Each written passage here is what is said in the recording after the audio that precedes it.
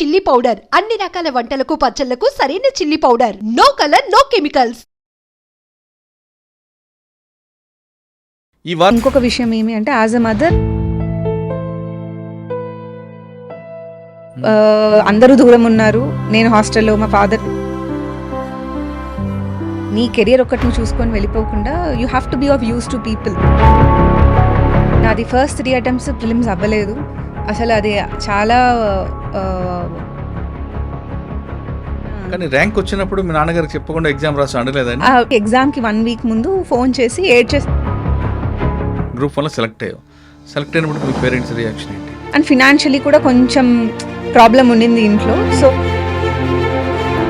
Job చేస్తూ మళ్ళీ IFS RTO వచ్చింది కదా, ఎందుకులే స్టేట్లో ఉంటావు కదా అంటే నేను ఇంకా వదిలేద్దాం అనుకున్నాను. ఆర్టీఏ ట్రైనింగ్ ఆ ప్రొసీజర్ చెప్పం, ఎక్కడెక్కడ వెళ్ళావు? అన్ని లెవెల్స్ కంబైన్డ్గా జరిగాయండి. సెకండ్ టైం మీకు ర్యాంక్ వచ్చినప్పుడు మీ పేరెంట్స్ ఒక రియాక్షన్ ఏంటి? ఇంటర్వ్యూలో I was telling the story అనమాట. నేను ఎగ్జామ్ రాయడం. కానీ ఇప్పుడున్న పరిస్థితుల్లో అడవి అంటే గవర్నమెంట్ బాధ్యత, మాది కాదు అనే కొంతమంది ప్రజలు భావన ఉంది.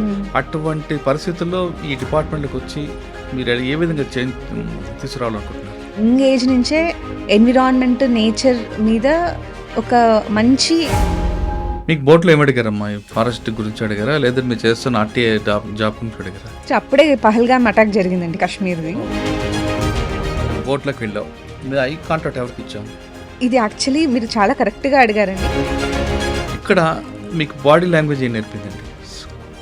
పొజిషన్లో కానీ లోపలికి ఎంటర్ అవుతున్నా కానీ ఇంటర్వ్యూ అయిపోయిన తర్వాత మీ చైర్ మూవ్మెంట్ కానీ ఏం నేర్పించారు?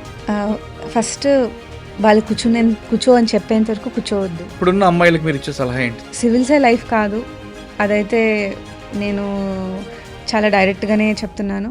Welcome to I dream.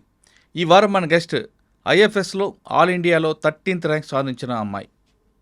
ఆ అమ్మాయి గ్రామీణ ప్రాంతంలో పుట్టి చక్కగా చదువుకుంటూ ఆల్ ఇండియా లెవెల్లో 13th ర్యాంక్ సాధించారు. కేవలం ర్యాంక్ సాధించడానికి చదవడమే కాకుండా ఉద్యోగం చేస్తూ ప్రస్తుతం ఆమె స్టేట్ గవర్నమెంట్లో ఆర్టీఏ జాబ్ చేస్తూ సెంట్రల్ గవర్నమెంట్ జాబ్లో సివిల్స్ రాస్తూ ఐఎఫ్ఎస్ సాధించారు. ఆమె ఐఎఫ్ఎస్ సాధించడం వెనక కష్టం ఎలాగుంది, ఆ జర్నీ ఎలా కొనసాగింది, కేవలం ఐఎఫ్ఎస్ సాధించాలి, సివిల్ సాధించాలని కాకుండా ప్లాన్ బి పెట్టుకొని ఏ విధంగా సాధించారు అనే విషయాలన్నీ ఆమె తెలుసుకుందాం. ఒక విధంగా చెప్పాలంటే ఇప్పుడున్న యువతకి ఆమె ఇన్స్పైర్ స్టోరీ. ఆమెని ఈ జర్నీ ఎలా సాగించారు, ప్లాన్ బి ఉంటే ఎలా జరిగింది, ప్లాన్ బి లేకపోతే అక్కడే కూర్చుంటే ఏ విధంగా ఆగిపోతుంది అనే విషయాల్ని అమ్మాయిని అడిగి తెలుసుకుందాం. నమస్తే అమ్మ, కంగ్రాచులేషన్స్. ఆల్ ఇండియా లెవెల్లో 13th ర్యాంక్. పేరు ఐశ్వర్య, ప్రజెంట్ ఆర్టీఏ నంద్యాల, రాబోయే కాలంలో ఐఎఫ్ఎస్ ఏపీ క్యాడర్ పక్కా వస్తుంది అనుకుంటా. హోప్ఫుల్లీ అండి. స్టేట్లో నేనే ఫస్ట్ ఉన్నాను, పైన ఎవరు లేరు, సో హోప్ఫుల్లీ వస్తుంది. ఓకే, చెప్పమ్మా. ఇప్పుడు సాధారణంగా ప్రతి అమ్మాయి కూడా చదవాలి, సాధించాలి అనే ప్రతి అమ్మాయికి ఒక గోల్ ఉంటుంది. అందులో సివిల్స్ రాయాలని చాలామందికి ఉంటుంది కోరిక. సివిల్స్ రాస్తూ ఇంకా రాలేదు, 1-2 సార్లు రాసిన తర్వాత కొంతమంది అమ్మాయిలు ఇంకా రాదు మన జీవితంలో సాధించలేమని బ్యాక్ వచ్చేవారు కొంతమంది ఉంటారు. మరి కొంతమంది సాధించాలి అని ఇదే వస్తుంది ఖచ్చితంగా అనుకుంటూ ప్లాన్ బి లేకుండా కొంతమంది అదే దాంట్లోనే స్టిక్ అయిపోయి ఉంటారు. ఒక 7 అటెంప్ట్లు అయిపోయిన తర్వాత వెనక్కి తిరిగి చూసుకుంటే ఏముండదు, ఇంకా తప్పని పరిస్థితిలో పెళ్లి చేసుకొని ఉండిపోతారు, కానీ అసంతృప్తిగా ఉండిపోతారు కొంతమంది. మరి కొంతమంది మీలాగా ప్లాన్ బి పెట్టుకుంటూ ఒక ప్లాన్గా వెళ్తూ ఇది కాకపోతే ఇంకో ఆల్టర్నేటివ్ ఉంది, దీని కాకపోతే ఇంకోటి ఏం వస్తుంది, నిరుత్సాహపడిపోకుండా చదువుతూ తీసుకొచ్చిన వాళ్ళు మీలాగా ఉంటారు. అంటే మొత్తం 3 రకాలు. మీ రకం వాళ్ళందరికీ అర్థమైపోయి ఉంటుంది. కానీ 1-2 చెప్పాను, ఏబి వాళ్ళకి మీరు ఇచ్చే మెసేజ్ ఏంటి? చాలామంది అమ్మాయిలు కూడా సివిల్ సాధించాలి అనుకుని ఆ గోల్ రీచ్ అవ్వాలనుకునే వాళ్ళకి మీరు ఇచ్చే టిప్స్ ఏంటి? ముఖ్యంగా ఇంట్లో కూర్చొని చదవడం కాకుండా గవర్నమెంట్ జాబ్ చేస్తూ మీరు ప్రిపేర్ అవ్వడం, ప్లస్ మీరేమైనా పైనుంచి కాదు ఒక గ్రామీణ ప్రాంతాలు పుట్టిన దీంట్లో వచ్చి ఇటువంటి బ్యాక్గ్రౌండ్ ఉన్న వాళ్ళందరూ ఇటువంటి మీలాగా రీచ్ అవ్వాలంటే మీరేం చేయాలి, వాళ్ళేం చేయాలి? ఈ విషయాలన్నీ సమాధానం చెప్పే ముందు ఐశ్వర్య కుటుంబ నేపథ్యం ఇంటి వైపు రావాలని ఎందుకు అనుకున్నాను? సివిల్ సర్వీసెస్ వైపు ఎందుకు రావాలనుకుంటున్నాను? ఫస్ట్ అమ్మా నాన్న గురించి చెప్పండి. మా ఫాదర్ ఎస్కే యూనివర్సిటీలో హిస్టరీ డిపార్ట్మెంట్లో ప్రొఫెసర్గా రిటైర్ అయ్యారండి. మా మదర్ స్పెషల్ క్లాస్ కాంట్రాక్టర్గా వర్క్ చేశారు. చాలా రియల్ ఎస్టేట్ ప్రాపర్టీస్ వాటిలో కూడా వర్క్ చేశారు కడప ఏరియాలోనే. అండ్ ఈవెన్చువలీ వద్దనేసుకున్నారు. మా ఫాదర్ కూడా రిటైర్ అయిపోయారు. దెన్ మా ఫాదర్ ఎల్ఎల్బి చేశారండి. అండ్ రిటైర్ అయిన తర్వాత లా సెట్కి కూర్చొని ఎంట్రన్స్లో పాస్ అయ్యి ర్యాంక్ తెచ్చుకొని మళ్ళీ గుంటూరు జేకేసీ కాలేజ్లో ఎల్ఎల్బి చేయడం జరిగింది. ఓ తండ్రి దగ్గర కూతురు నువ్వు. ఆయన నిత్య విద్యార్థి. అవునండి, ఎప్పటికీ. సో అండ్ దాని తర్వాత మళ్ళీ బార్ ఎగ్జామ్ రాసి ఎన్రోల్ అయ్యి ఇప్పుడు ప్రాక్టీస్ కూడా చేస్తానని అంటున్నారు. He's like for ever learning, ఎప్పటికీ ఉండాలి అనేది ఆయన గోల్. స్టూడెంట్ అంతే. ఎప్పుడు మనం ప్రోగ్రెస్ ఉండాలి లైఫ్లో. రిటైర్ అయిపోయాం కదా అని మనం చెప్పి మనం ఖాళీగా ఇంట్లో కూర్చోవద్దు అనేది తన ఎయిమ్. మా మదర్ కూడా తను ఫీమేల్ అనేదాన్ని ఎప్పుడు కూడా తను ఒక డిసడ్వాంటేజ్గా ఫీల్ అవ్వలేదు. యూజువలీ మేల్ డామినేటెడ్ ఫీల్డ్స్లో ఉమెన్ సర్వైవ్ అవ్వడం అనేది చాలా కష్టం. బట్ మా మదర్ చాలా బాగా మేనేజ్ చేశారండి. So I think these both are the reasons why I wanted to pursue civil services. అంటే వాళ్ళు నాకు ఒక ఎగ్జాంపుల్గా నిలిచిపోయారు. లైఫ్లో ఎప్పుడు ప్రోగ్రెస్ ఉండాలి, ఎప్పుడు ఏదో ఒకటి సర్వీస్ చేస్తూ ప్రజలకు ఉపయోగపడాలి అనేది అక్కడి నుంచి నేను నేర్చుకున్నాను. మా ఫాదర్ కూడా సివిల్ సర్వీసెస్ ఇచ్చారండి. ఆయన మెయిన్స్ కూడా రాశారు, 3 times మెయిన్స్ రాశారు. బట్ ఫ్యామిలీ ప్రాబ్లమ్స్ వల్ల హీ కుడెంట్ గో అహెడ్ అనమాట. సో ఆయనకి ఉండింది ఇంట్లో చదివించాలి అని. ప్రూవ్ చేసుకున్నాను. ఓకే, ఎంతమంది మీరు అక్క చెల్లెలు అన్నది? నేను మా సిస్టర్ అండి, ఎల్డర్ సిస్టర్. ఆవిడేం చేస్తున్నారు? అంటే ఇప్పుడు పాస్ట్ అండి 2015లో బ్రెస్ట్ క్యాన్సర్. అయ్యో. ఓకే, అంటే ఒక చొక్క లేదని అది కూడా నువ్వే కంప్లీట్ చేస్తున్నట్లు అమ్మా నాన్నకి? Initially it was very hard అండి, బికాస్ నేను కాలేజ్లో ఉన్నాను, 3rd year. మా ఫాదర్ అప్పుడు వర్కింగ్లో ఉన్నారు. హీ వాజ్ సర్వశిక్ష అభియాన్లో వర్క్ చేస్తున్నారు ఆయన. మా మదర్ షీ వాజ్ అలోన్ అనమాట ఇదంతా జరిగేటప్పుడు. All of us was really చాలా సఫరింగ్, చాలా పెయిన్లో ఉన్నాము. It's not easy. బట్ మేము రియలైజ్ అవ్వని ఇంకొక విషయం ఏమి అంటే, as a mother her pain is like I don't know, like 1000 to at least 1 lakh times మోర్. మేము అట్లీస్ట్ ఆక్యుపైడ్గా ఉన్నాము. నేనేదో ప్లేస్మెంట్స్ గోల్లలో, మా ఫాదర్ జాబ్లో. బట్ మా మదర్ ఆ టైంలో she was not doing anything అనమాట. అప్పుడు the pain that she went through and we couldn't see it. అది మేము చూడలేదు. అది నిజంగా అండి, అంటే అది మేము చాలా పెద్ద తప్పు చేసాం ఆ నిమిషంలో. She's a very strong women. అంటే all of us were suffering, but తనకి ఇంకా ఎక్కువ కేర్ కావాలి ఆ టైంలో. ఎమోషనలీ తను ఎంత వల్నరబుల్ ఉంటుంది అనేది నేను నోటీస్ చేయలేకపోయాను. చాలా ఒక 3-4 years తర్వాత నాకు I realised as a mother తన పెయిన్ ఇట్స్ వెరీ అన్బేరబుల్ అనేది. అది నిజంగా. And she never told us that what she was going through because of this episode అని. అంటే ఆవిడ ఆ పెయిన్ భరిస్తూ మీకు చదువుకోవాలి అని చెప్పలేదు. అందరూ దూరం ఉన్నారు, నేను హాస్టల్లో, మా ఫాదర్ వేరే చోట ఉన్నారు అప్పుడు. So it was very hard. Married అండి. వాళ్ళ పిల్లలు ఉన్నారా? లేరండి.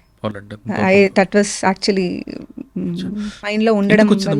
నాన్నగారు అప్పుడు మిస్ అయ్యారని కంటిన్యూ చేద్దాం అంటే ఉండింది అండి మైండ్ లో. మా ఫాదర్ ఇట్లా చెప్పడం వల్ల తను రాసానని, మనం ఏదో ఒకటి చేయాలి, అంటే నీ కెరియర్ ఒకటి నువ్వు చూసుకొని వెళ్ళిపోకుండా you have to be of use to people, to society అనేది చాలా ఉండింది మైండ్ లో. సో సివిల్ సర్వీసెస్ వైపు రావడం జరిగింది 2020. ఇది కాకుండా ఎవరైనా ఒక IAS గాను ఒక IPS చూసి ఇన్స్పైర్ అయ్యావా?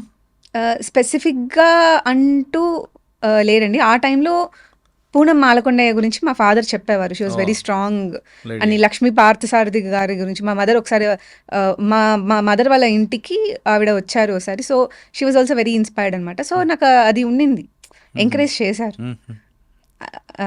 ఇద్దరు మీకు రోల్ మోడల్ అయ్యారు.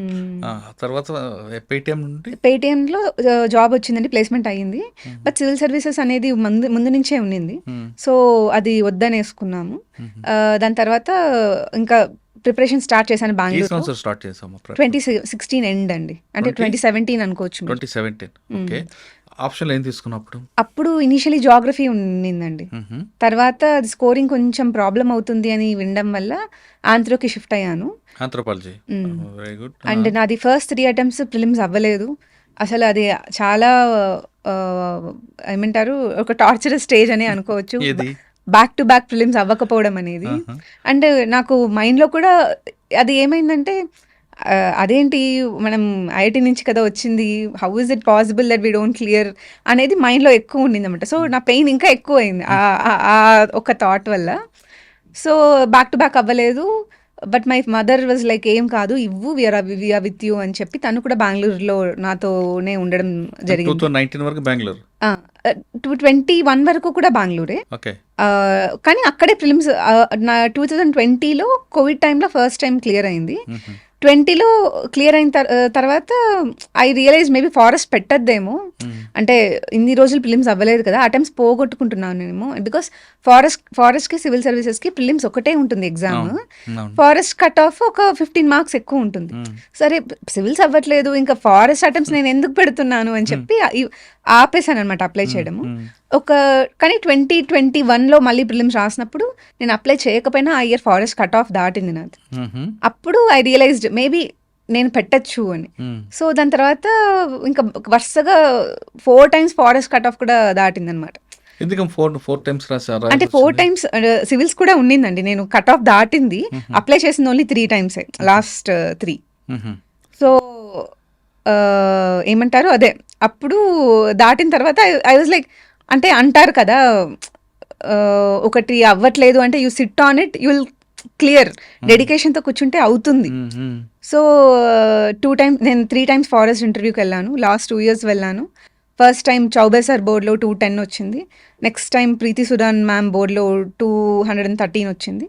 ఈసారి సంజయ్ వర్మ సార్ బోర్డులో 230 వచ్చిందండి. ఎందుకమ్మా ఎందుకు వదిలిపెట్టావు 210 అది? అంటే మెయిన్స్ తక్కువ వచ్చిందండి, సో అందుకు క్లియర్ అవ్వలేదు. లాస్ట్ ఇయర్ 11 మార్క్స్తో పోయింది. ఈ ఇయర్ 230 వచ్చింది, సెకండ్ హైయెస్ట్ ఇంటర్వ్యూలో స్కోర్ నాది. So I was very happy. Interview అయినప్పుడు కూడా సరిగా జరగలేదేమో అని, అంటే వాళ్ళు అడిగిన క్వశ్చన్స్ అలా ఉన్నాయి. నేను ట్రాన్స్పోర్ట్ డిపార్ట్మెంట్ నుంచి వచ్చినందుకు వాళ్ళు నీ గోల్ కోసం వెళ్ళావు, కానీ ర్యాంక్ వచ్చినప్పుడు మీ నాన్నగారికి చెప్పకుండా ఎగ్జామ్ రాసి అడగలేదని? అంటే మా మదర్కి ఎగ్జామ్కి 1 week ముందు ఫోన్ చేసి ఏడ్చేసాను. నేను ఇట్లా అబద్ధాలు ఆడి ఎగ్జామ్ రాయాలని అనుకోవట్లేదు, ఇన్ని రోజులు నాతో ఉన్నారు కదా, ప్లీజ్ డోంట్ డూ దిస్ అన్నట్టు. మా మదర్ వాజ్ లైక్, తను కూడా ఎమోషనల్ అయిపోయి నో డాడీ నేను కన్విన్స్ చేస్తానని చెప్పి she did not tell him, first అయితే ఎగ్జామ్ రాయి తర్వాత చూద్దాం, రిజల్ట్ వచ్చి ప్రిలిమ్స్ క్లియర్ అవ్వాలి కదా ఫస్ట్ అన్నట్టు రాయిచ్చారు తెలియకుండా. తర్వాత ఇంటికి వచ్చిన తర్వాత సర్దుతున్నప్పుడు ప్రిలిమ్స్ పేపర్ అక్కడ కనిపించింది అనమాట. అదే టైంలో Group 1 కూడా జరుగుతుంది ఏపీపీఎస్సి. మా ఫాదర్ వచ్చి చూసి ఏంటి పేపర్ హిందీలో ఉంది అని అన్నారు. అయితే నేను చెప్పాను ఇట్లా Group 1 పేపర్ అని. అంటే అదేంటి మరి హిందీలో ఉంది, తెలుగులో కదా ఉండాలి అని చెప్పి తీసుకొని చూస్తే ఆయనకు అర్థమైంది అనమాట. దెన్ హీ వాజ్ లైక్, అంటే నాకు చెప్పకుండా చెయ్యొద్దు please, do let me know, అంటే డోంట్ బాయ్కాట్ మీ అన్నట్టు ఆయన చెప్పారనమాట. అప్పటి నుంచి సపోర్ట్ ఉన్నిందండి. He was very very supportive. అప్పటి నుంచి ఆయనే నాకు ఆర్టికల్స్ పంపించేవాళ్ళు, ఫారెస్ట్ డిపార్ట్మెంట్ ఏమన్నా ఉన్నా. So I could win their trust. మధ్యలో Group 1 రాసావు. Group 1 రాయకముందు, ఫారెస్ట్ ఐఎఫ్స్ రాయకముందు ఆల్రెడీ నీకు సంబంధాల గురించి నేను రానివ్వలేదు. తర్వాత Group 1 వచ్చింది.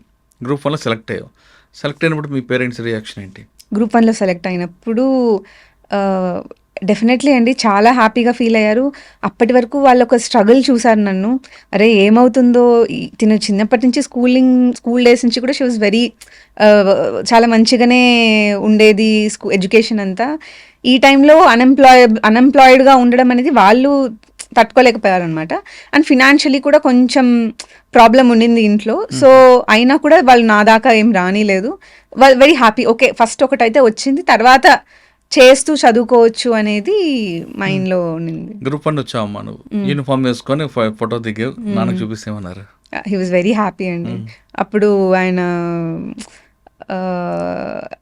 నాతో ఫోటో దిగడము, దాన్ని అట్లా ఏమంటారు ఫ్రేమ్ చేయించి పెట్టుకుందాము ఇది అని చెప్పడము. That was a very memorable moment.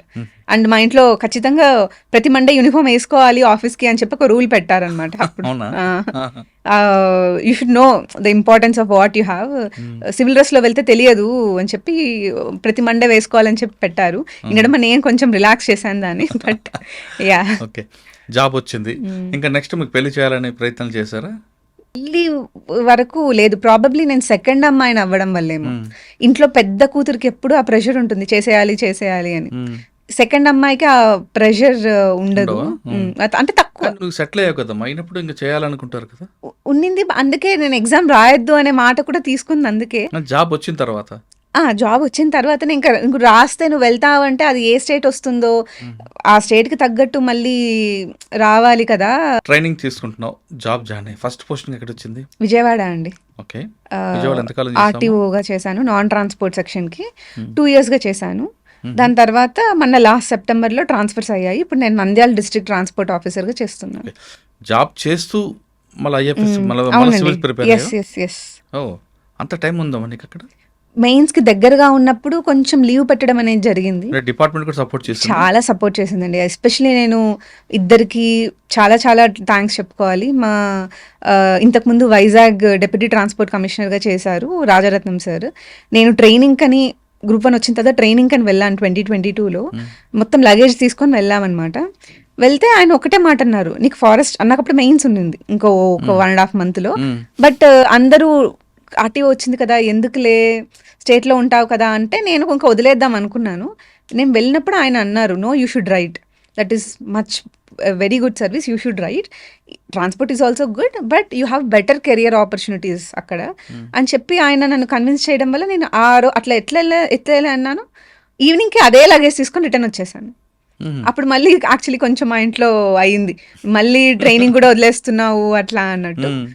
Return వచ్చేయడం జరిగింది. So sir was very supportive. దాని తర్వాత నేను విజయవాడలో పోస్టింగ్కి జాయిన్ అయినప్పుడు కూడా మా Vijayawada deputy transport commissioner Purandar గారు ఉన్నారు. ఆయన కూడా నేను కొంచెం అర్లీగా ముందు వెళ్ళినా నన్ను ఏం అనేవాళ్ళు కాదనమాట. విజయవాడ ఫ్లడ్స్ అప్పుడు కూడా నన్ను ఏం పిలిచలేదు. He was also very supportive.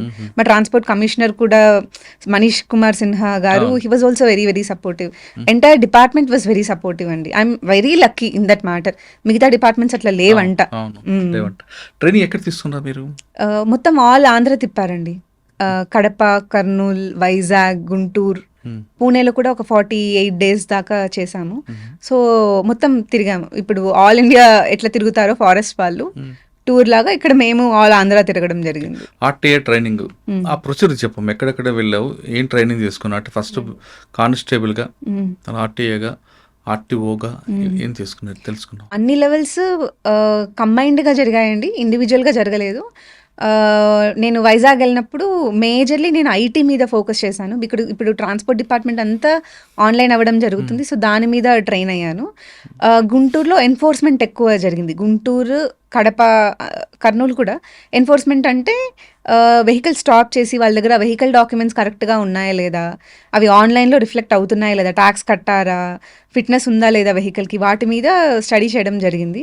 తర్వాత స్పీడ్ గన్ ద్వారా వాళ్ళు స్పీడ్ లిమిట్ క్రాస్ అవుతున్నారా లేదా, ఫారెస్ట్లో అయితే ఎంత స్పీడ్ లిమిట్, ఒక 35-40 kilometers దాకా ఉంటుంది, అలాంటివి స్టడీ చేయడం జరిగింది. మళ్ళీ లైసెన్సెస్, ఎల్ఎల్ఆర్, డిఎల్ టెస్ట్ ఎలా చేస్తారు, మేము చెయ్యము బట్ సూపర్వైజ్ చేస్తామన్నమాట, అవి ఎలా చేస్తారు అనే వాటి మీద మెయిన్గా ట్రైనింగ్ జరిగింది. పూణేలో మిగతా స్టేట్స్లో ఎలా ఉంటుంది, ఫర్దర్ అడ్వాన్స్మెంట్స్ ఏం జరుగుతున్నాయి అనే దాని మీద ట్రైనింగ్ జరిగింది. తర్వాత ఫస్ట్ పోస్టింగ్ ఎక్కడ ఇచ్చారు మీకు? విజయవాడ. విజయవాడలో మేము ఏం నేర్చుకున్నాము అసలు? విజయవాడలో మెయిన్లీ పబ్లిక్ని స్టడీ చేశామండి. బేసికలీ ప్రిపరేషన్లో ఉన్నంతసేపు చాలా క్లోజ్డ్ గ్రూప్ ఉంటుంది. అంటే ఇమీడియట్ ఫ్రెండ్స్ ఉంటారు, రాసే వాళ్ళు ఉంటారు, ఎక్కువ కమ్యూనికేషన్ ఉండదు. అంటే మనం మాట్లాడే స్కిల్స్ అనేవి డెవలప్ చేసుకోం. నాకు ఆ పబ్లిక్ స్పీకింగ్ ఫియర్ అంతా పోయింది విజయవాడలో. చాలా క్రౌడ్ ఉంటుంది, వాళ్ళందరూ చాలా అవేర్నెస్తో ఉంటారు. ఎస్పెషలీ ఆ రీజన్లో లిటరసీ రేట్ ఎక్కువ ఉండడం వల్లేమో వచ్చి క్వశ్చన్ చేస్తారు. విజయవాడ గుంటూరు బెల్ట్ అంతా. సో వచ్చి క్వశ్చన్ చేస్తారు, మీరు నాకు ఎందుకు ఇవ్వలేదు అంటే దిస్ ఇస్ మై రైట్ అన్నట్టు ఏమంటారు ప్రొటెస్ట్ చేసి చెప్తారనమాట. అంటే లిటరసీ వల్ల ఉన్న అడ్వాంటేజ్ అనేది people are aware of their rights. అది నాకు చాలా బాగా కనిపించింది అనమాట. I think people speaking skills దగ్గర మీరు విజయవాడ గుంటూరు బెట్లో పనిచేశారు. అక్కడ ఆటో వాళ్ళకి కానీ క్యాబ్ వాళ్ళకి కానీ లైసెన్స్ ఉంటాయంటారా? మ్యాక్సిమం ఉంటాయండి. యాక్చువల్లీ ఆ ఏరియా అంతా ఉంటాయి, because it's a very transport heavy area అది. ఆటోనగర్ అవన్నీ అక్కడ ఎక్కువ వర్క్ షాప్స్ అవన్నీ ఎక్కువ ఉంటాయి అనమాట. సో అందరికీ లీగల్ గానే జరుగుతుంది, ఇల్లీగల్ గా ఏం జరగదు. కానీ లైట్ వెహికల్ తీసుకొని హెవీ వెహికల్స్ నడిపే వాళ్ళు కనిపిస్తుంటారు. కనిపిస్తుంటారు. అవి కొంచెం తక్కువ ఉంటారండి అవి చేసేవాళ్ళు. ఎందుకంటే ట్రాన్స్పోర్ట్ ఇప్పుడు ట్రక్ వెహికల్స్ ఓనర్సే రానియరు, ఎందుకంటే ఇన్సూరెన్స్ కవర్ అవ్వదు, కేసు చాలా సీరియస్ అవుతుంది ఇన్ కేసు ఏదైనా యాక్సిడెంట్ అయితే, హెవీ లైసెన్స్ లేకుండా కనుక వాళ్ళకి నడిపితే. సో ఓనర్సే ముందుకు రానియరు. కొన్ని ఇల్లీగల్ గా లైసెన్సెస్ ఇచ్చారంట 1990s లో అట్లా. బారింగ్ దట్ ఇప్పుడైతే మాత్రం అంత కరెక్ట్ గానే జరుగుతుంది. ఓకే, క్యాబ్ డ్రైవర్ ఉండాలనుకోండి, వాళ్ళకు నెంబర్ కావాలి. ఆ నెంబర్ లేని వాళ్ళు అంటే ప్రైవేట్ వెహికల్స్ డ్రైవింగ్ తీసుకొని లైసెన్స్ తీసుకొని క్యాబ్లో కూడా నడిపే వాళ్ళు కనిపిస్తుంటారు. అంటే క్యాబ్ ఎవరైనా డ్రైవ్ చేయొచ్చు, కానీ దానికి ఒక సెపరేట్ లైసెన్స్ ఏం అవసరం లేదు. నెంబరింగ్ ఉండాలి కదా లైసెన్స్ కా? లైసెన్స్ కి ఏమి నెంబరింగ్ ఏమి ఉండదండి. కాదండి, ఇప్పుడు వాళ్ళు క్యాబ్ నడిపారు అనుకోండి, వాళ్ళు సెపరేట్ గా వాళ్ళ యూనియన్ నెంబర్ అది ఉంటుంది కదా, లేదా? ఇప్పుడు కార్ 4-wheeler వైట్ బోర్డ్ నడిపే వాళ్ళు క్యాబ్ ఎల్లో బోర్డ్ కూడా నడపచ్చు. ఓకే, ఆ ఎల్లో బోర్డ్ నడుపుతాడు. కానీ హెవీ వెహికల్ తీసుకొస్తారు వాళ్ళు? తీసుకోవద్దు, వాళ్ళు ట్రైన్ అయ్యి ఉండాలి. హెవీ వెహికల్ లైసెన్స్ కావాలంటే ఒక 45 days to 2 months ఒక హెవీ లైసెన్స్ డ్రైవింగ్ స్కూల్లో ట్రైన్ అయ్యి ఉండాలి. ఇప్పుడు క్యాబ్ డ్రైవర్ ఉన్నారు, ఆయన లైసెన్స్ కావాలంటే ఏం చేయాలి? ఇప్పుడున్న ప్రొసీజర్ అయితే అండి, ఫస్ట్ సారథి పరివాహన్ అనే వెబ్సైట్లో LLR బుక్ చేసుకోవాలి స్లాట్. LLR టెస్ట్ రాయాలి, ఏదో ఒక రోజు మీరు ఫిక్స్ చేసుకుంటారు. టెస్ట్ రాసిన తర్వాత 1 month, టెస్ట్ రాసిన 1 month నుంచి 6 months లోపు డిఎల్ టెస్ట్ ఇవ్వడం అనేది జరుగుతుంది. ఆ టెస్ట్ పాస్ అయితే లైసెన్స్ వస్తుంది, లేకపోతే మళ్ళీ ఇంకోసారి టెస్ట్కి వెళ్ళే ప్రొవిజన్ ఉంటుంది. ఓకే, LLRలో కానీ లైసెన్స్లో వచ్చినప్పుడు మీ దగ్గర ప్రాక్టికల్ గ్రౌండ్లో చేయాల్సి, అక్కడ ఏమైనా మిస్యూజ్ చేయొచ్చా, మ్యానిపులేట్ చేయొచ్చా? ఒకప్పుడు జరిగేదండి, ఇప్పుడు సైంటిఫిక్ ట్రాక్స్ అయిపోయాయి, మొత్తం సెన్సర్స్ వస్తున్నాయి ఇప్పుడు. సో హ్యూమన్ ఇంటర్వెన్షన్ అనేది బాగా తగ్గిపోయింది. అంటే రివర్స్ తీసుకున్నప్పుడు గోడకు టచ్ కాకూడదు ఉంటాయి. అసలు అక్కడ గోడ కూడా అవసరం లేదు, సెన్సరే చెప్పేస్తుంది వీడు ఇట్లా దాటేశాడు ఈ లైన్ అని చెప్పి, ఫెయిల్ అయిపోతారు. ఓకే, అక్కడ అది కూడా లేకుండా ఇప్పుడు మన ఏరోప్లేన్ చేసి సిమ్యులేటర్ సిస్టమ్ పెట్టచ్చు కదా అక్కడ? అంటే రోడ్డు మీద కాకుండా ఉత్త సిమ్యులేటరా? అంటే ఎంత సిమ్యులేటర్లో డ్రైవ్ చేసినా రోడ్ కండిషన్స్ని మిమిక్ చేయలేరు కదా అనేది. అంటే ఇప్పుడు రోడ్ టెక్స్చర్ కానీ ఒక భయం అనేది ఉంటుంది రోడ్డు మీద వచ్చినప్పుడు, ఆ భయం సిమ్యులేటర్లో ఉండదు. సో నార్మల్గా డ్రైవ్ చేసేదా, కానీ రోడ్ ఎక్కినప్పుడు మళ్ళీ సైకలాజికలీ ఒక వేరే మైండ్ సెట్ ఉంటుంది. సో ఐ థింక్ బయటనే బెటర్ అండి, సిమ్యులేటర్ వద్దనే. అది కాకుండా 2-wheeler బండి తీసుకున్నా, కార్ తీసుకున్నా, 2-wheelerకి 2-wheeler నడపాలి కానీ కార్ తీసుకో, కార్ నడపకూడదు. ఓకే, కార్ 2-wheeler తీసుకుని కార్ నడిపితే ఫైన్ వస్తారా? ఫైన్ వేస్తారండి, ఫైన్ వేస్తారు. ఒక వెహికల్ ఎన్ని కిలోమీటర్ స్పీడ్లో వెళ్ళాలి, రోడ్డుకి కట్టింగ్ రోడ్డు ఏం నేర్పుతుంది అంటే డబల్ లైన్ వచ్చినప్పుడు ఓవర్టేక్ చేయాలా, లేదా సింగిల్ లైన్ కట్స్ ఉన్నప్పుడు ఓవర్టేక్ చేయాలా? నన్ను అడిగితే ఓవర్టేక్ ఎప్పుడూ చేయకూడదు. స్పీడ్ లిమిట్ అనేది డిఫరెంట్ ప్లేసెస్లో డిఫరెంట్ ఉంటుందండి. హైవే అయితే వేరుంటుంది, ఫారెస్ట్ అయితే 35-40కి మించి పోకూడదు. ఇప్పుడు శ్రీశైలం అక్కడంతా లిమిట్ పెట్టేసి ఉంటారు, కానీ కొన్ని ప్రాంతాల్లో 60 km స్పీడ్ ఓన్లీ అంటాడు, కానీ దాటిపోతుంటారండి. ఇప్పుడైతే మొత్తం స్పీడ్ గన్స్ వచ్చేస్తున్నాయి అనమాట. మీరు అది క్రాస్ అయితే అది ఆటోమేటిక్గా నెంబర్ అదే నెంబర్ చూసి కేసు రాసేస్తుంది. అట్లా అడ్వాన్స్ టెక్నాలజీస్ వచ్చాయి.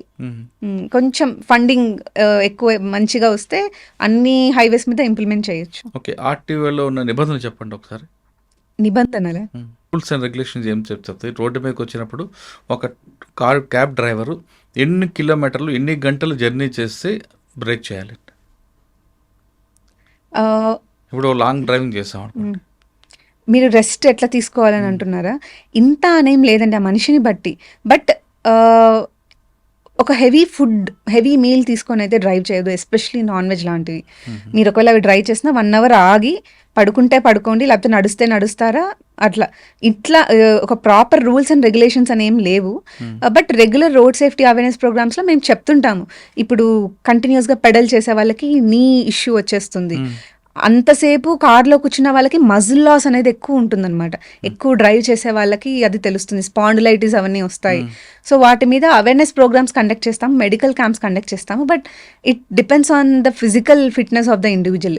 ప్రాపర్ రూల్స్ అనేవి అయితే ఇట్లా డిఫైన్ చేసి లేవు. ఓకే, రోడ్ సేఫ్టీ వీకెండ్ చేస్తుంటారు. ఆ రోడ్ సేఫ్టీ వీక్లో ఏం నేర్పిస్తారు పబ్లిక్ మీరు? ఒకటండి, డిఫెన్సివ్ డ్రైవింగ్ మీద మేము అవేర్నెస్ క్రియేట్ చేస్తాము. అంటే అటాక్ చేయొద్దు, you always have to be cautious. వేరే వాడు వచ్చి నన్ను గుద్దుతాడేమో అనే భయంతోనే డ్రైవ్ చేయాలి. ఎస్పెషలీ మేము టార్గెట్ చేసేది స్కూల్స్ అండ్ కాలేజెస్. వాళ్ళకి స్కూల్స్లో పిల్లలకి ఎలిజిబిలిటీ లేకపోయినా 16 years ఇస్ ద ఎలిజిబిలిటీ, లేకపోయినా కూడా డ్రైవ్ చేస్తుంటారు. సో వాళ్ళని మేము ఎక్కువ టార్గెట్ చేస్తుంటాము. వీళ్ళు ర్యాష్ డ్రైవింగ్, రేసెస్ పెట్టుకుంటుంటారు, డ్రంకన్ డ్రైవింగ్ చేస్తుంటారు. సో వాళ్ళని ఎక్కువ టార్గెట్ చేస్తాము. అండ్ లారీ నడిపే వాళ్ళని, బికాస్ వాళ్ళు హెవీ వెహికల్స్ కదండి. హెవీ వెహికల్ నడిపినప్పుడు ఒక ఇది ఉంటుంది, నాది పెద్ద వెహికల్ కదా, నువ్వు పక్కకి నువ్వు వెళ్ళు, నేను పక్కకు జరగననే ఒక ఇది ఉంటుందన్నమాట. సో వాళ్ళకి మేము చెప్తుంటాం, ఏమంటారు, ఒక ఫ్యామిలీని నాశనం చేసినట్టు. ఇప్పుడు ఒక యాక్సిడెంట్ అయితే మాకు తెలిసిన రీసెర్చ్ ప్రకారం ఏమిటంటే 8 months లైవ్లీహుడ్ పోతుందంట వాళ్ళకి. సో ఇవన్నీ మేము చాలా చెప్తుంటాం, ఎగ్జాంపుల్స్ ఇస్తూ. కొత్త కొత్త టెక్నాలజీస్ని మీరు ఇప్పుడు మొత్తం BS6 వెహికల్స్ వస్తున్నాయి, ఇప్పుడు ఎలక్ట్రిక్ వెహికల్స్ వస్తున్నాయి, వాటి మీద మీరు అవగాహన పెంచుకోండి. ఇంజిన్స్ ఆర్ లైక్ ఇప్పుడు తగ్గిపోతుంది. సో కొత్త వరల్డ్లోకి మీరు ఎంటర్ అవ్వాలి. ఆర్టీసీ డ్రైవర్స్ కానీ మేము అదంతా చెప్తుంటాము.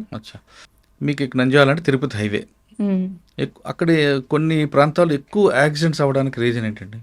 ఒకటండి, బ్లాక్ స్పాట్స్ ఒకటి, ఏమంటారు, షార్ప్ టర్నింగ్స్ ఉంటాయి. రోడ్ ఆడిట్ అనేది మనం రెగ్యులర్గా కండక్ట్ చేయాలండి. అది R&B department, roads and buildings department, transport department, police department, 3 departments కలిసి రోడ్ ఆడిట్ చేయాలి. ఈ రోడ్ ఇది ఇక్కడ కరెక్టే ఉందా, ఈ యాంగిల్ కరెక్టేనా, అది అనేది మనము రెగ్యులర్గా మానిటర్ చేస్తుండాలన్నమాట. అది డిస్ట్రిక్ట్లో ప్రతి 2 months 3 monthsకి అది జరుగుతూనే ఉంటుంది. District road safety committee meeting అనేది ఒకటి జరుగుతుంది కలెక్టర్ గారి ఆధ్వర్యంలో. అక్కడ ఇవి ప్రపోజల్స్ పెడుతుంటారు.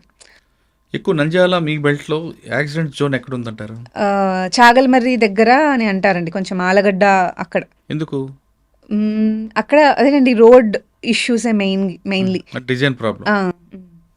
కానీ నంద్యాల హైవే తీసుకోండి మీరు, తిరుపతి హైవే, అక్కడ కూడా కొన్ని ప్రాంతాల్లో రోడ్డు డౌన్ అవడం, అప్ అవడం అవుతుంటాయి. తర్వాత కల్వర్ట్లు కొంచెం ముందుకు వచ్చినట్లు, ఇవన్నీ కూడా ఐడెంటిఫై చేస్తుంటారా మీరు? రెగ్యులర్గా చేస్తుంటారు. కొంచెం టైం పడుతుంది. ఏమంటే బికాస్ పీపుల్ పార్టిసిపేషన్ కూడా ఉండాలి. అందులో వాళ్ళ ప్రాపర్టీ ఏదైనా ఉంటుంది. ఇప్పుడు రోడ్ ఎక్స్పాన్షన్ కానీ, రోడ్ ఇంకో చోట డైవర్ట్ చేయాలన్నా కూడా చాలా పెద్ద ల్యాండ్ అక్విజిషన్ ఇష్యూ కాబట్టి పెద్ద ప్రాసెస్. అది కొంచెం టైం పడుతుంది. బడ్జెట్ ప్రాబ్లం, పీపుల్స్ యాక్సెప్టెన్స్ చాలా వస్తాయి దాంట్లో. ఓకే, సెకండ్ టైం మీకు ర్యాంక్ వచ్చినప్పుడు మీ పేరెంట్స్ ఒక రియాక్షన్ ఏంటండి? వాళ్ళు ఫస్ట్ అడిగింది ఒకటే అండి, ఏపీ వస్తుందా? అయితే ఏమో తెలియదు అంటే తెలంగాణ వస్తుందా అని, అది కూడా తెలియదు. సో ఫస్ట్ వాళ్ళ బాధర్ అయిందంటే ఒకటే, నేను పోకూడదు, ఇక్కడే దగ్గరే ఉండాలి అనేది. దే హ్యాపీ, నేను కాదనట్లేదు, బట్ ఫస్ట్ అడిగిన క్వశ్చన్ అదే. దే ఆర్ డెఫినెట్లీ హ్యాపీ అండి, వెరీ వెరీ హ్యాపీ. ఏపీ వస్తుంది అనుకుంటే ఏమన్నారు? అప్పుడు దే వర్ వెరీ ఎలైటెడ్. అసలు అంటే ఇంత మంచి ర్యాంక్ వచ్చింది, 13 is a very good number అని కూడా అంటారు.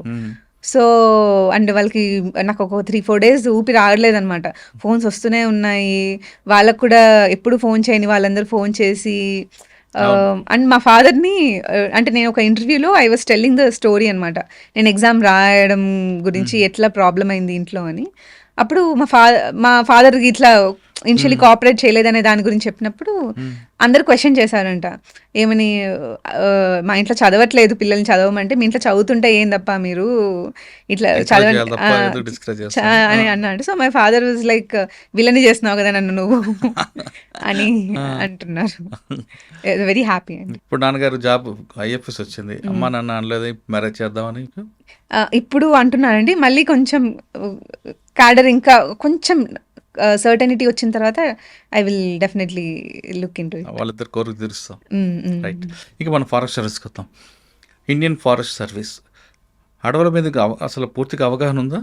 కొంచెం ఏమాత్రం ఉందా? ఇంచుమించు, ఎస్. ఓకే, అసలు మీ గోల్ ఏంటి చెప్పండి. అడవి అనగానే చెట్లు, పుట్టలు, పక్షులు అవే అనుకుంటున్నారా, లేదా అది అడవి అనగానే ఒక నేచర్ ఆక్సిజన్ ఇస్తుంది, నెక్స్ట్ జనరేషన్కి ఏమి ఇస్తుంది, ఇప్పుడున్న వాళ్ళకి ఏం చేస్తుంది, దాని మీద ఉన్న అవగాహన ఏంటి మీకు?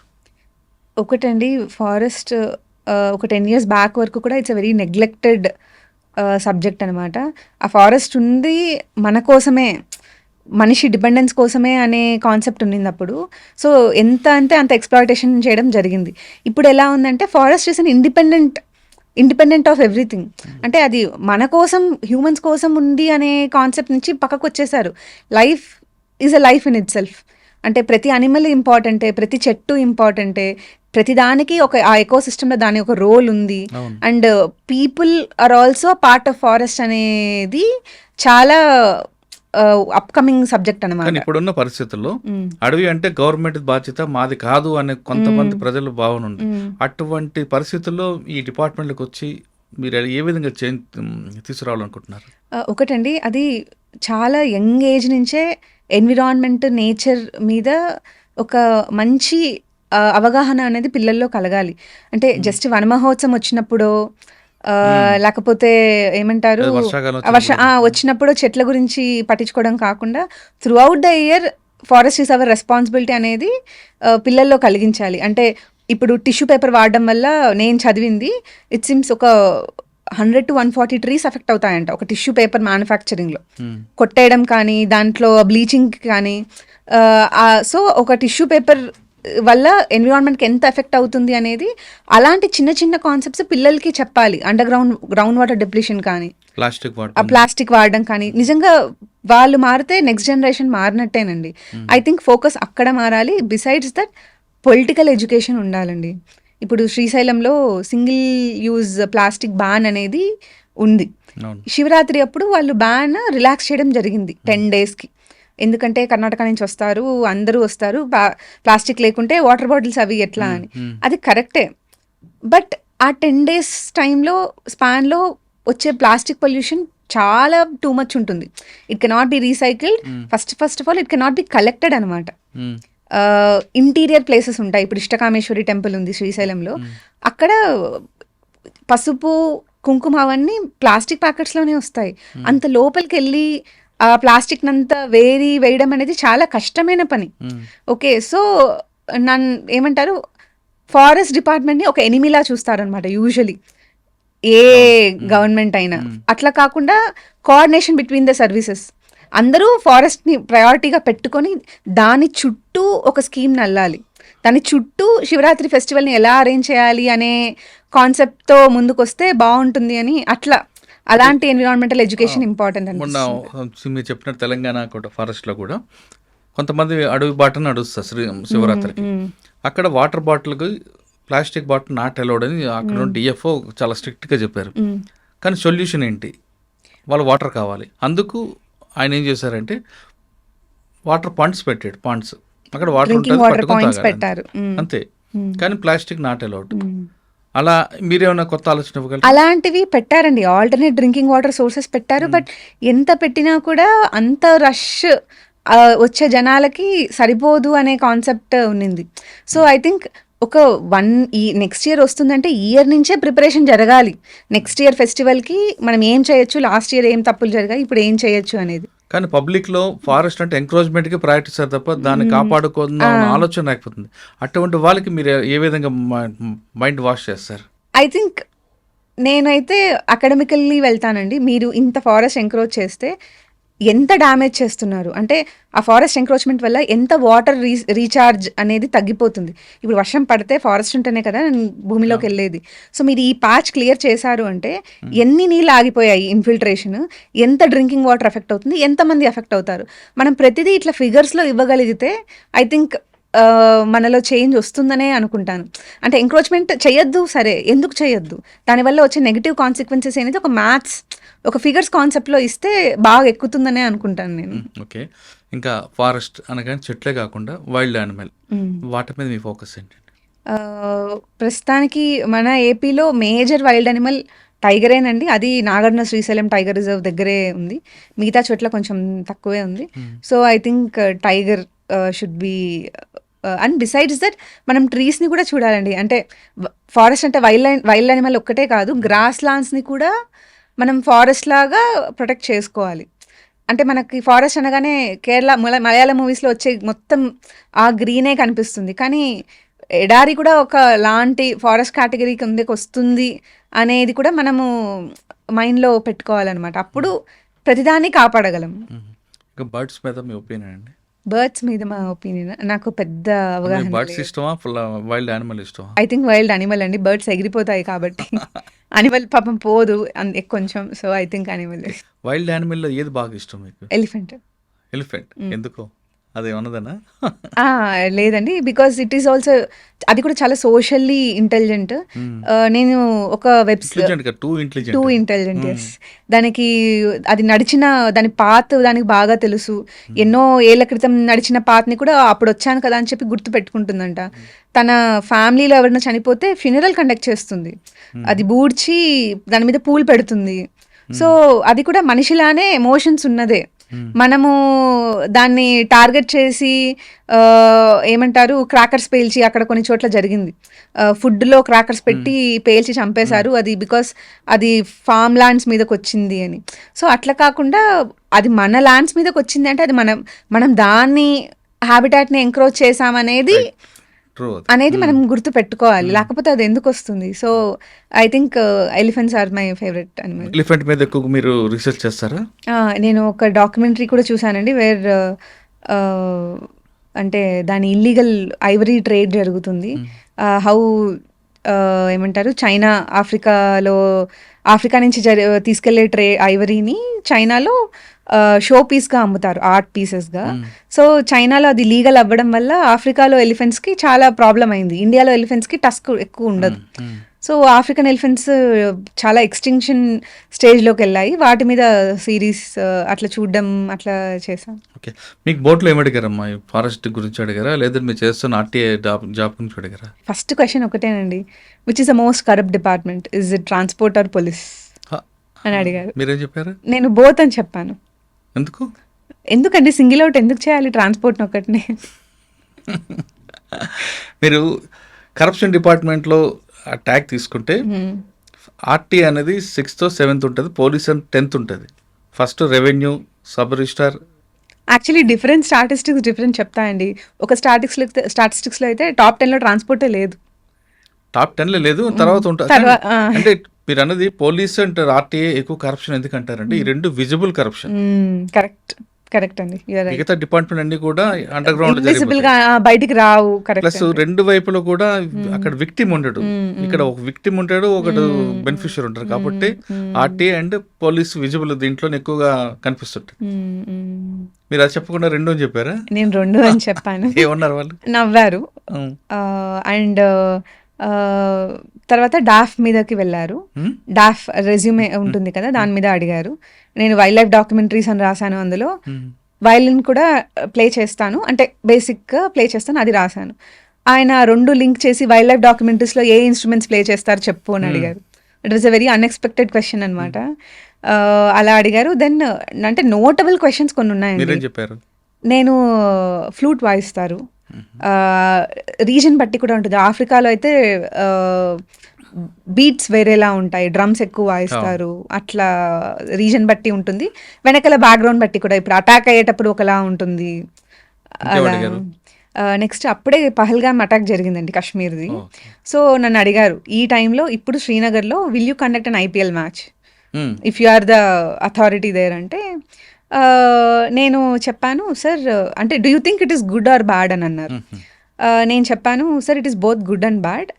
It is good majorly because it sends a signal to the world that India is capable of conducting a match in such a sensitive zone. అని చెప్పాను. But it also requires security arrangements. ఇప్పుడు army అంతా బార్డర్లో deploy అయి ఉంటుంది, and majorly we need local Kashmiri support. అది లేనిదే మనము అంత పెద్ద ఈవెంట్ కండక్ట్ చేయలేము అని చెప్పాను. అది చెప్పినప్పుడు నాకు యాక్చువల్లీ కొంచెం భయం వేసిందండి. అంటే నేను అంటే ఓవర్లీ అంబిషియస్గా మాట్లాడానా, సంథింగ్ ఫీజిబుల్గా లేదా అన్నట్టు. లేదు, మీరు కరెక్ట్గా చెప్పారు. ఎలా అంటే వాడు ఇండియన్ టూరిజం మీద దెబ్బకూడదని అనుకుంటున్నప్పుడు మనం అది మర్చిపోయాం అనే విషయాన్ని మనం పంపాలంటే ఐపీఎల్ మ్యాచ్ అవ్వాలి, సినిమా షూటింగ్ అవ్వాలి, మేము ప్రతి డిమోరలైజ్ Indian కూడా అవ్వలేదు అని చెప్పడానికి అదే మేము ఎక్కడ డిసప్పాయింట్ అవ్వలేదు అని మనకు మెసేజ్ పంపడానికి సినిమా షూటింగ్ అవ్వాలి, ఐపీఎల్ మ్యాచ్ అవ్వాలి, అక్కడ ప్రతి ఇండియన్ రెగ్యులర్ గా జరిగేవన్నీ జరగాలి, ఎకానమీ హిట్ అవ్వకుండా. అయితే అప్పుడు ఒక మెసేజ్ పోతుంది. మీరు చెప్పింది కరెక్ట్ చెప్పారు. అండ్ అఫ్ కోర్స్ దాంతో పాటు సెక్యూరిటీ చూడాలి. లోకల్ కాశ్మీరీ సపోర్ట్ ఖచ్చితంగా ఉండాలి అని చెప్పాను. అంటే మీరు ఐఏఎస్ అవ్వాల్సింది ఐఏఎస్కి వస్తున్నారు అయితే. ఓకే, నెక్స్ట్ ఇంకేం అడిగారు? నెక్స్ట్ లుక్స్ మీద అడిగారండి. Basically this interview is a very big thing for me. ఎందుకంటే ఆ రోజు నేను డార్క్ కలర్ శారీలో వెళ్ళాను. అంటే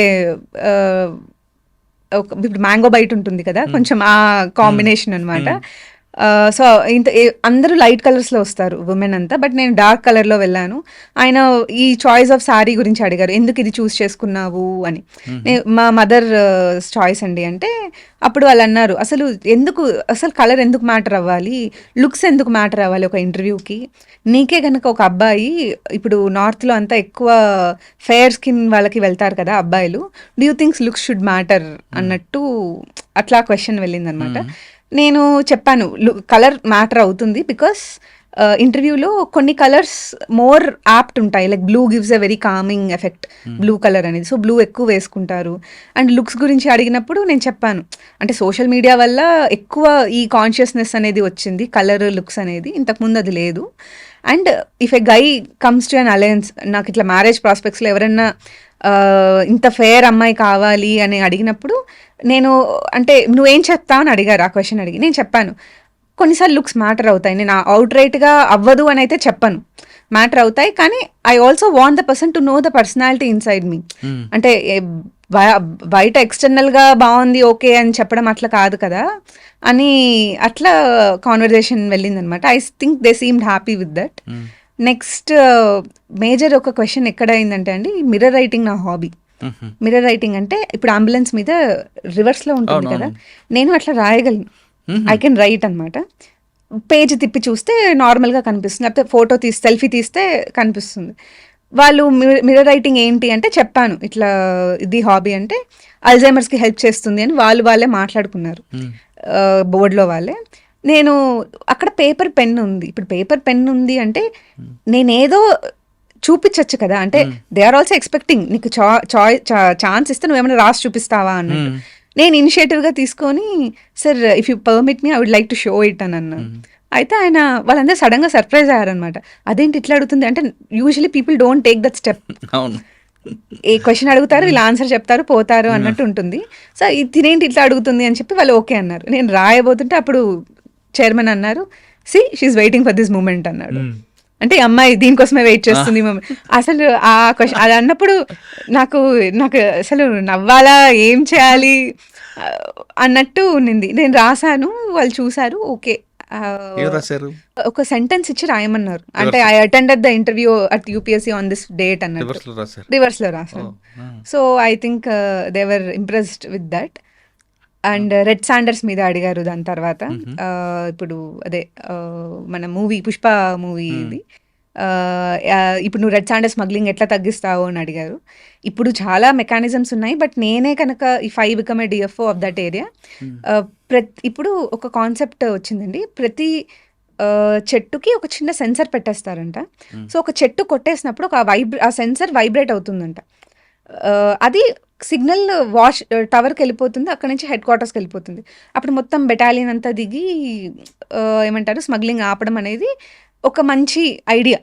అది నేను చెప్పాను. So they were happy about that. అంటే ఓవరాల్గా నాకు ఏమనిపించిందంటే అండి, కామ్నెస్, ఇనిషియేటివ్ తీసుకోవడం, నేను రాసి చూపించడం కానీ, ఒక ఛాలెంజ్ని ఎలా పాజిటివ్గా కన్వర్ట్ చేయొచ్చు, లైక్ పెహల్గామ్ అటాక్ కానీ అవన్నీ, అండ్ ఎంత బ్రాడ్గా ఆలోచించగలము అనేది, ఈ 4 things I think were the reasons why I got a very good score అనేది అనిపిస్తుంది. స్కోర్ తక్కువ వచ్చినా ర్యాంక్ వచ్చేది, కానీ అంత మంచి ర్యాంక్ రావడానికి ఐ థింక్ ఇంటర్వ్యూ స్కోర్. బోర్డులోకి వెళ్ళావు, ఐ కాంటాక్ట్ ఎవరికి ఇచ్చావు? ఇది యాక్చువల్లీ మీరు చాలా కరెక్ట్గా అడిగారండి. నేను ఐ కాంటాక్ట్ మా అడిగిన వాళ్ళకి ఇస్తున్నాను అనమాట. అప్పుడు చైర్మన్ అన్నారు, షీఈ్ లుకింగ్, నేను అడుగుతుంటే నన్నే చూస్తుంది కదా, this is a very nice thing. కానీ కొంతమంది ఉన్నారు, క్వశ్చన్ నేను అడిగితే పక్కన వాళ్ళని అందరినీ చూస్తున్నారు ఎందుకు అంటే, మనం మాక్ ఇంటర్వ్యూస్కి వెళ్ళినప్పుడు కొన్నిసార్లు చెప్తారనమాట, మారుస్తూ ఉంటారు, మార్చమని చెప్తారు వాళ్ళే. బట్ ఆ రోజు బోర్డులో నాతో అన్న మాట అన్నారు ఆయన, ఇది మీరు అట్లా చూడకూడదు, అడిగింది నేనైతే నన్ను చూడాలి కానీ అందరినీ చూస్తే ఇట్ లుక్స్ వెరీ వియర్డ్ అన్నట్టు అన్నారు. అంటే నేను ఆయనే చూస్తున్నాను. కొంతమంది ఏం చెప్తారంటే, లెంగ్తీ ఆన్సర్ ఉన్నప్పుడు మన ఐకి మారుస్తుంటాం కదా, ఒకరిని చూస్తుంటే వాళ్ళకి ఇబ్బంది ఉంటుంది అంటారు. ప్రాబబ్లీ అండి, బట్ వాళ్ళు నాకు డైరెక్ట్ గానే చెప్పారు దట్ కొంతమంది ఇట్లా చేస్తారు, చెయ్యొద్దు అని. మంచి క్వశ్చన్ వచ్చింది. ఆయనే చెప్పేశారు అనమాట. సార్, యాక్చువల్గా ఇంటర్వ్యూ అనేది మీ యాటిట్యూడ్ గురించి తప్పించి మీకున్న సబ్జెక్ట్ మీద, ఎందుకంటే ఆల్రెడీ మీరు మెయిన్స్ రాశారు, అంత ఫిల్టర్ అయిపోతుంది. ఇక్కడ మీకు బాడీ లాంగ్వేజ్ ఏం నేర్పిందండి? కూర్చునే పొజిషన్ లో కానీ, లోపలికి ఎంటర్ అవుతున్న కానీ, ఇంటర్వ్యూ అయిపోయిన తర్వాత మీ చైర్ మూవ్మెంట్ కానీ ఏం నేర్పించింది? ఫస్ట్ వాళ్ళు కూర్చో అని చెప్పేంత వరకు కూర్చోవద్దు. కూర్చున్నా కూడా ఐ థింక్ మరీ రిలాక్స్డ్గా కూడా కూర్చోవద్దు అనిపిస్తుందండి. బికాస్ కొంచెం ఇన్ఫార్మల్ అయిపోతుంది. కొంచెం పోస్చర్ స్ట్రైట్గా పెట్టి అప్పుడు అటెంటివ్గా ఉంటాం మనం ఆన్సర్ చేసేకి. కూర్చునే విధానంలో కూడా ఇట్లా కాళ్ళు క్రాస్ చేసి కూర్చోవద్దు. అండ్ అరగెంట్గా కనిపించద్దు ఆన్సర్స్ చెప్పే విధంలో కూడా, అంటే ఓవర్లీ హ్యాండ్ జెస్చర్స్ చేయడం కానీ అలాంటివి చేయొద్దు. And always have a very pleasant smile on the face. I think these would do. అందులో మీకు మంచి మార్కులు వచ్చి ఉంటాయి. మీ ఇంటర్వ్యూ అయిపోయిన తర్వాత లేచిన తర్వాత ఆ చైర్ యాజ్ టీజ్గా ఆ సేమ్ ప్లేస్లో పెట్టి వచ్చారా, లేదంటే మీరు మామూలుగా వచ్చారా బ్యాక్? కొంచెం యాక్చువల్లీ కదిలిందండి చైర్. నేను ఇప్పుడు కొంచెం ఇట్లా పక్కకు అనేసి పొజిషన్ పెట్టే వచ్చాను. అది మీకు మంచి మార్కులు వచ్చాయి. ఓకే, బయటకు వచ్చారు, అంతా అయిపోయింది, జాయిన్ అయిపోయారు. ఇప్పుడు మీకు పెద్ద ఇప్పుడు ఇంకో టాస్క్ ఏంటి బయటకు వచ్చిన తర్వాత? క్వశ్చన్స్ ఏమి అడిగారు ఏమి అనేది నేనే లాస్ట్ అండి ఆ రోజు. 4:30 ఇంటర్వ్యూ, ఈవినింగ్ 4:30 నుంచి 5 వరకు జరిగింది, 35 minutes జరిగింది. సో మా మదర్ వెయిట్ చేస్తున్నారు బయట. అంటే చాలా మిక్స్డ్గా జరిగిందండి. అంటే నన్ను ఎక్కువ గ్రిల్ చేశారు అనిపించింది ఇంటర్వ్యూలో. నన్ను ఒక క్వశ్చన్ అడిగారు కదా, లాస్ట్ పర్సన్ నువ్వే కదా ఇంటర్వ్యూలో, హౌ డస్ ఇట్ చేంజ్ అంటే మిగతా వాళ్ళతో కంపేర్ చేస్తే నీకు ఎలా ఉంటుంది అనుకుంటున్నావు అంటే, నేను చెప్పాను ఐ థింక్ నాకు ఇంకా మంచి క్వశ్చన్స్ అడుగుతారు అనిపిస్తుంది అని. ఓకే, అంటే ఆయన అన్నారు పాజిటివ్గా ఉండొచ్చు కానీ మరి ఇంత పాజిటివ్గా ఉంటే ఎలా అన్నట్టు. అక్కడితో ఎండ్ అయింది. ఇంకేముందా మీ గోల్? ఇంకా ఫారెస్ట్ సర్వీస్ మీద అందులో ఏం సాధించాలనుకుంటున్నారు? ఐ థింక్ ఇంకా కొంచెం నేను కొంచెం రీసెర్చ్ వైపు పోదాం అనుకుంటున్నానండి. నేను టెక్నికల్లీ అంత సౌండ్ కాకపోవచ్చు ఫారెస్ట్లో, బికాస్ నేను ఆ బ్యాక్గ్రౌండ్ నుంచి రాలేదు. But I want incentivise the same. అంటే ఇప్పుడు కాలేజ్లో ఇంటర్న్స్ చేసే వాళ్ళు కానీ వాళ్ళు ఇంకా ఎక్కువ నాలెడ్జ్ ఉంటుంది ఇప్పుడు ఏఐ వాడి, డేటా అనలిటిక్స్ వాడి అట్లా. సో వాళ్ళకి ఫినాన్షియలీ ఇన్సెంటివ్ ఇచ్చి I want them to study on forest. దీని ద్వారా అవేర్నెస్ కూడా వస్తుంది. అండ్ వాళ్ళకు కూడా ఒక మంచి సర్వీస్ చేసినట్టు ఉంటుంది. సర్వీస్ అంటే ఓన్లీ మనుషులకే అనేది మనము ఆ కాన్సెప్ట్ నుంచి బయటికి రావాలండి. It is forest is also very long term investment. అది బాగుంటేనే మీకు వాటర్ కానీ ఎయిర్ కానీ దాని నుంచి వచ్చే అన్ని మెటీరియల్ ఆస్పెక్ట్స్ కూడా. సో ఐ థింక్ మీరు పాజిటివ్ మైండ్ సెట్ ఉన్నారు కాబట్టి అందరూ మీలాగే ఉండాలంటే ఒక కాన్సెప్ట్ ఉంది. ఉత్తరాఖండ్ మీరు వెళ్తారు రాబోయే కాలంలో, అక్కడ మీ డైరెక్ట్ ట్రైనింగ్ ఉంటుంది. ఉత్తరాఖండ్లో ట్రీ హగ్ అని ఒక కార్యక్రమం ఉంటుంది. అంటే మనలో ఎనర్జీని తీసుకురావడానికి, పాజిటివ్ నెగిటివ్ అంతా పోవడానికి అక్కడ ఉత్తరాఖండ్లో చెట్టుని హగ్ చేసుకుంటారు. బహుగుణ గారు పెట్టిన కాన్సెప్ట్, జర్మనీ అనుకుంటాను. ఆ కాన్సెప్ట్ని ఇక్కడ ఏపీలో కూడా అడాప్ట్ చేస్తారా మీరు? ఐడియా ఉంది? చిప్కో మూవ్మెంట్ అని అంటారు. ఇట్లా హగ్ చేసుకొని కట్ చేయొద్దు ట్రీస్ ని, ట్రీ ఫెల్లింగ్ చేయడం కాదు, మనలో మన ఆ వైబ్రేషన్ మనం తీసుకొని బయటికి పంపించండి. డెఫినెట్లీ అండి, దట్ వర్క్స్. అది పర్సనల్ కనెక్ట్ ఆలోచిస్తున్నారు కాబట్టి చెప్తున్నా. పర్సనల్ కనెక్ట్ అనేది తెప్పియచ్చు. ఐ థింక్ ప్రతి మనిషికి ఒక చెట్టు నేర్పుతుందండి. మొక్క మనకి మన జీవితాన్ని నేర్పుతుంది. మొక్కను చూసే నేర్చుకోమంటారు. అందుకే మీరు అదే కాన్సెప్ట్ వెళ్తారా? డెఫినెట్లీ అండి, ఎస్. అండ్ ఇప్పుడు ఊర్లో ఉంటే తప్ప చెట్టు అనేది అసలు తెలియట్లేదండి. ఉన్న చెట్లు కూడా అన్ని ఆర్టిఫిషియల్ ఉంటున్నాయి. అంటే నేటివ్ స్పీషీస్ ఉండట్లేదు. ఇప్పుడు హైదరాబాదే చూస్తే కొనకార్పస్ ఎక్కువ ఉంటుంది. అది ఏమి నేటివ్ స్పీషీ ఏమి కానీ దానివల్ల ఉన్న బెనిఫిట్ ఒకటి ఉంది. మీ కోనోకార్పస్ కావచ్చు, లేదా న్యాచురల్గా మీ సీతాఫలాలు మనం తీసుకోండి. కోనోకార్పస్లో ప్లస్ ఒకటి ఉంది, మైనస్ ఉంది. మైనస్ ఏంటంటే దాని మీద ఒక చెట్టు, ఒక పిట్ట కానీ ఏవి రాలవు, వాలవు, ఒక కాయ ఉండదు, పండు ఉండదు, కాబట్టి వాలవు. దానివల్ల ఏం బెనిఫిట్ అని కొంతమంది అంటారు. లేదు న్యాచురల్గా సీతాఫలాలు లేదా రాగి చెట్టు అనుకుంటే ఆ పువ్వులు కాయలు ఉంటాయి, పక్షులు వాళ్తాయి, దాంతో ఎకో సిస్టమ్ వస్తుంది. కానీ తొందరగా పెరిగేది కోనోకార్పస్. దీంట్లో ఆ ట్రంక్లో ఆక్సిజన్ లెవెల్స్ ఎక్కువ ఉంటాయి కాబట్టి కోనోకార్పస్ ప్రమోట్ చేస్తున్నామని గవర్నమెంట్ అంటారు. కానీ యాక్చువల్గా అది దుబాయ్ ఆ కంట్రీకి సంబంధించిన, అందుకని ఆ ఎడారిలో పెరిగే చెట్టు అది. ఇక్కడ మీరు చెప్తున్న కర్నూలు కానీ లేదంటే ఆంధ్రప్రదేశ్ కానీ ఈ చెట్టు ఉంటుంది. మరి మీరు న్యాచురల్గా దానికి ఇస్తారా, దీనికి వాల్యూ ఇస్తారా? న్యాచురల్ అనే చెప్తానండి. అంటే కానీ ఇప్పుడు చాలా లేట్ అవుతుంది కదా. But it's long term sustainable forest కదండి. మనం వెంటనే ఏమంటారు షార్ట్ టర్మ్లో అది పెరిగిపోవాలి, మెయింటెనెన్స్ తక్కువ. ఇప్పుడు టౌన్షిప్స్లో అపార్ట్మెంట్స్లో అది చాలా ఈజీగా మెయింటైన్ చేయగలం. అట్లా అని చెప్పి పెట్టేస్తే వాటర్ డిప్లిషన్ కూడా ఎక్కువ అవుతుంది. అది వాటర్ కూడా చాలా ఎక్కువ తీసుకుంటుంది. అండ్ ఎవరికి యూస్ కూడా లేదు. వేరే న్యాచురల్ ఆక్సిజన్ ఇస్తుంది లైఫ్ కదా. అన్ని ట్రీస్ ఇస్తున్నాయి కదా. ఎక్కువ ఉంటుందేమో, బట్ ఇట్స్ ఓకే. లాంగ్ టర్మ్లో it will be fine. And అంటే నేను అనుకోవడం అది, ఐఎమ్ నాట్ షూర్. డిపార్ట్మెంట్కి వెళ్ళిన తర్వాత Probably, yes. రైట్. ఫైనల్కి వద్దాం. ఇప్పుడున్న అమ్మాయిలకు మీరు ఇచ్చే సలహా ఏంటి? చాలామంది అమ్మాయిలు ఒక గోల్ అనుకుంటారు. ఇంటర్మీడియట్కి వచ్చిన తర్వాత ఖచ్చితంగా నేను డాక్టర్ అవ్వాలి, సివిల్స్ అవుతాను, కలెక్టర్ అవుతాను, అన్ని కలలుగా అంటారు. ఒక స్టేజ్కి వచ్చిన తర్వాత ఫస్ట్ టైం ఫెయిల్ అయితే, సెకండ్ టైం ఫెయిల్ అయితే ఇంకొద్దు అని వాళ్ళు కనిపిస్తుంటారు. లేదు కొంతమంది కుటుంబానికి మేము భారం అయిపోయి చేయలేకపోయామని కొంతమంది సూసైడ్ చేసుకుంటారు. మరికొంత అమ్మాయిలు ఇంటర్మీడియట్ నుంచే లవ్ ఈ యాంగిల్ వెళ్తుంటారు. ఈ 3 కేటగిరీలు ఉన్న అమ్మాయిలకి మీరు ఇచ్చే మెసేజ్ ఏంటి? ఒకటండి, సివిల్సే లైఫ్ కాదు. అదైతే నేను చాలా డైరెక్ట్గానే చెప్తున్నాను. ఏది? సివిల్సే లైఫ్ కాదు. ఓకే, ప్రిపేర్ అవ్వండి, బాగా రాయండి. ఒక 2-3 అటెంప్ట్స్, అంటే నేను అమ్మాయిలకనే చెప్పట్లేదు, అందరికీ చెప్తున్నాను. ఒక 2-3 అటెంప్ట్స్ తర్వాత ఐ థింక్ యూపీఎస్సీ ఒక బ్రేక్ ఇవ్వాలి. ఇప్పుడు స్టాక్లో ఇది సర్క్యూట్ బ్రేకర్ అని ఉంటుంది. అంటే ఇంతకు మించి ఎక్కువ ప్రైస్ పెరిగిపోతుందంటే ఆటోమేటిక్గా మార్కెట్ ఆఫ్ అయిపోతుంది అనమాట. అట్లా యూపీఎస్సీ కూడా 3 years తర్వాత ఒక కూలింగ్ డౌన్ పీరియడ్ ఇవ్వాలి. అప్పుడు ఆ 1 yearలో ఆ 1 year అటెంప్ట్ చేయనీయకూడదు. ఆ 1 yearలో వాళ్ళు ఆలోచిస్తారు, అసలు నేను ఇంకో అటెంప్ట్ ఇవ్వచ్చా అంటే. అటెంప్ట్ బై డిఫాల్ట్ అవ్వద్దు.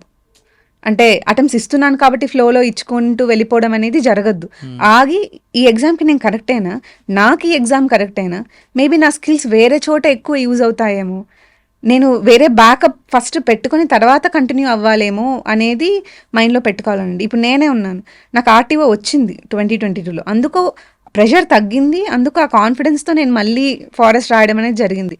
కానీ నాకే కనుక ఆర్టీఓ రాకుండా ఇన్నేళ్ళు నేను ఇలానే ఉండిపోయింటే, అటు ప్రైవేట్ సెక్టర్లో కూడా నా స్కిల్స్ ఇప్పుడు అవుట్డేటెడ్ మొత్తం. I have to upgrade my సెల్ఫ్. అంటే మళ్ళీ కాలేజ్ 20-21 year ఓల్డ్గా ఐ హ్యావ్ టు స్టార్ట్. వాళ్ళు నేర్చుకున్నది అప్డేట్ చేసుకొని అంత దూరం వరకు తెచ్చుకోవద్దు. సో 3rd అటెంప్ట్కి you should start thinking. Prelims అవ్వట్లేదు అంటే, 3 attempts అయినా అవ్వట్లేదు అంటే ప్లీజ్ సీరియస్లీ స్టార్ట్ థింకింగ్. ఏమవుతుందంటే అటెంప్ట్ అవ్వని ప్రతిసారి మనము ఇంతకుముందు I want to become IAS నుంచి I need to clear this exam అన్నట్టు ఉంటుంది. అంటే నీడ్కి వాంట్కి మధ్య గ్యాప్ వస్తుంది. అది ఇంతకుముందు నా ఆశ, అది ఇప్పుడు నాకు అవసరం. ఆ సర్వైవల్ స్టేట్లోకి వెళ్ళకూడదు. ఇది వస్తే కానీ నేను సర్వైవ్ అవ్వలేను అనే స్టేట్లో చాలా మంది ఉంటారండి అశోక్ నగర్లో. అంటే నేను ఫేస్ చేశాను అది పర్సనల్గా. ఇప్పుడు నా ఫ్రెండ్స్ సఫర్ అవుతున్నారు. బయటికి వస్తే జాబ్ ఆపర్చునిటీస్ ఏముంటాయో తెలియదు. ఇది తెలిసిన ప్లేస్, మేబీ ఇంకోసారి రాస్తే వస్తుందేమో అనే ఒక హోప్లో ఇచ్చుకుంటూ అట్లనే ఏజ్ అయిపోతూ అశోక్ నగర్లోనే లైఫ్ అక్కడ సగం అయిపోతుంది. I think people should really rethink. సివిల్సే లైఫ్ కాదు అనేది అయితే వాళ్ళు మైండ్లో పెట్టుకోవాలి. నన్ను ఇన్స్పిరేషన్గా తీసుకోకపోయినా పర్లేదు, కానీ అంటే ఏమంటారు, my journey can be inspiring, but please take it with a pinch of salt. నేను ఇన్నేళ్ళు చదివాను కాబట్టి ఇన్నేళ్ళు చదివితే అక్కకు వచ్చింది, సో నేను రాస్తే వస్తుంది అనే కాన్సెప్ట్లో అయితే ఉండద్దు. ప్లీజ్ మధ్యలో వద్దనుకుంటే యూ కెన్ లీవ్. అంటే సివిల్సే లైఫ్ కాకుండా మధ్యలో ప్లాన్ బి పెట్టుకోమంటారా? ఖచ్చితంగా పెట్టుకోవాలండి. అది వాళ్ళు ఇచ్చే పోస్ట్‌ల ప్రకారమే కొంతమందే అవుతారు. ఇక్కడ 20 లక్షల మంది ఆ! రాస్తే కొంతమంది అవుతారు. మిగతా వాళ్ళందరూ they bound to get eliminated. అట్లాంటప్పుడు దీన్నే నమ్ముకొని ఇప్పుడు స్టేట్ సర్వీసెస్‌ని నమ్ముకోలేము. కేసుల మీద కేసులు పడతాయి. పోస్ట్‌పోన్‌ల మీద పోస్ట్‌పోన్ అవుతాయి. ఎంతని చెప్పి ఇంట్లో వాళ్ళన్నా మనల్ని సపోర్ట్ చేయగలరు. ఓకే. ఇంక సెకండ్ ఒకటి అడిగా మీకు. ఇక వద్దు జీవితాన్ని సూసైడ్ చేసుకునే వాళ్ళకని మీరేం చెప్తారు? ఇంకా అసలు అంత దూరం ఆలోచించినప్పుడు అసలు సివిల్ సర్వీసెస్ కరెక్టే కాదండి. అందులో ఉన్న ప్రెషర్ అసలు వేరు.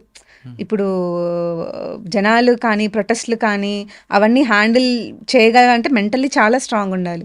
ప్రిపరేషన్ లెవెల్‌లోనే మనము డీలా పడుతున్నాము అన్నప్పుడు maybe this is not your cup of tea. Accept చేసి దీన్ని ఫెయిల్యూర్‌లా తీసుకోకూడదు. ఇది నాది కాదంతే. నేను వేరే చోట ఇంకా బాగా సక్సీడ్ అవుతానేమో అంటారు కదా! నేను ఒక చోట చదివాను ఇప్పుడు I don't no if this is true. Microsoft CEO గారు సత్య నాదెల్ల గారు ఆయన కూడా సివిల్స్ రాసారంట. 2-3 టైమ్స్ ఏదో రాసారు. ప్రిలిమ్స్ అవ్వలేదు. వెళ్ళిపోయారు. ఇప్పుడు ఆయన సీఈఓ అయ్యారు కదా! ఇది కాకుంటే నా లైఫ్ లేదు అనుకోవడం కల్ల. ఓకే. మూడో పాయింట్. అసలు ఇంటర్మీడియట్ నుంచే 10th క్లాస్ నుంచే లవ్వులు, ఇదే జీవితం, సినిమా ప్రపంచం చూస్తూ ఆ కలర్ రంగుల ప్రపంచం చూసుకుంటూ బతుకుతుంటారు. అటువంటి వాళ్ళకి మీరేం మెసేజ్ ఇస్తారండి? అంటే ఒకటండి అదొక స్కూల్స్ డేస్ నుంచే మీరు ఉన్నారు, కొంతమంది ఉన్నారు. స్కూల్ డేస్ నుంచి వాళ్ళకి ఒక గోల్ ఉంటుంది. మనం ఖచ్చితంగా అవ్వాలి అనుకున్నప్పుడు ఇంటర్మీడియట్ డిగ్రీ నుంచి వస్తారు. అంటే ఇంటర్మీడియట్ లైఫ్ అనేది మెచ్యూర్ కాని లైఫ్ కాబట్టి రకరకాలు వెళ్తుంటుంది. 10th క్లాస్ 7th క్లాస్ అని లవ్వులు పువ్వులు అనుకుని వెళ్తున్న వాళ్ళకి, ఇంటర్మీడియట్ వచ్చాక ఇదే జీవితం పెళ్ళి అయిపోయింది అనుకున్న వాళ్ళకి, ఆ విధంగా ప్రవర్తిస్తున్న అమ్మాయిలకు కానీ అబ్బాయిలకు కానీ మీరు ఇచ్చే మెసేజ్ ఏంటి? ఒకటండి అసలు అవి పర్మనెంటే కావు. దాని తర్వాత మీరు లైఫ్ చాలా చూస్తారు, చాలా ప్లేసులకి వెళ్తారు, చాలా చదవడం జరుగుతుంది. సో మీ మైండ్ మారిపోతుంది అనమాట. సో మీరు ఇప్పుడున్న ఎటువంటి రిలేషన్షిప్స్ కానీ ఏవైనా నిల్చోవు. మీరు టెంపరీగా ఏదో ఒక డిస్ట్రాక్షన్ చూస్తున్నారే కానీ అవి సస్టైనబుల్ కావు. ముందు మీ కెరియర్ మీద ఫోకస్ చేయాలి. మిమ్మల్ని మీరు ఎంప్లాయబుల్గా చేసుకోవాలి. దాని తర్వాతే ఏదైనా అని చెప్తాను. అట్లీస్ట్ గ్రాడ్యుయేషన్ వరకైనా ప్లీజ్ వెయిట్ అనే చెప్తాను నేను. అండ్ ఇంకొక పాయింట్ అండి, అంటే నేను ఇది పర్సనల్గా నోటీస్ చేసింది, graduation when you are choosing civil services ఓరియంటేషన్తో ఏమంటే 3 year 5 year కోర్సెస్ అని వస్తున్నాయి. నన్ను అడిగితే please find a graduation which makes your self employable. Civil services కాకుంటే నేను ఇంకో చోట గడవగలను అనేది మైండ్లో పెట్టుకొని మీ గ్రాడ్యుయేషన్ సబ్జెక్ట్ ఎంచుకోవాలి. కానీ సివిల్ సర్వీసెసే మెయిన్గా పెట్టుకొని నా గ్రాడ్యుయేషన్ కూడా నేను అలానే చూస్ చేసుకుంటాను అనడం it's not a good thing. అంటే ఇప్పుడు నేను చూస్తున్న ట్రెండ్ అది 3 year 5 year courses, especially rural ఏరియాస్లో టార్గెట్ ఎక్కువ జరుగుతుంది. వాళ్ళకి తెలియదు, యూట్యూబ్లో ఏం చెప్తే అదే కరెక్ట్ అనేసుకుంటారు. సో వాళ్ళు ఈజీ టార్గెట్ అనమాట. So I think people should rethink when advertisements ఇలాంటివి ఏమన్నా వచ్చినా. ఓకే. మరొక ఫైనల్ క్వశ్చన్.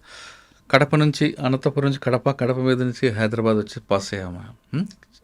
కానీ సివిల్స్ రాయాలంటే ఆర్టీసీ క్రాస్ రోడ్ ఉండాల్సిందే లేదా ఢిల్లీ వెళ్ళి ఉండాల్సిందే చాలామంది భావిస్తారు. అది కరెక్ట్ అంటారా?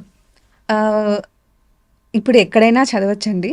బట్ నాకున్న ఎక్స్పీరియన్స్లో నేను విన్న ఇదిలో మెయిన్స్ ప్రిపరేషన్ వరకు ఢిల్లీ చాలా బాగుంటుందనే అంటారు. మీరు మిగతా ప్రిపరేషన్ ప్రిలిమ్స్ ఇంటర్వ్యూ వరకు ఇక్కడే ఉండిపోవచ్చు. కానీ మెయిన్స్ ఒక 4-5 months చదవకుండా సోషల్ మీడియా దూరంగా ఉండి సాధించారు కదా ర్యాంకులు. అంటే వాళ్ళు అంటే మీరు ఆన్లైన్ సోర్సెస్ లేకుండా కాదు అది. అంటే యూట్యూబ్కి ఇన్స్టాగ్రామ్కి దూరంగా ఉండి చదివింటారు.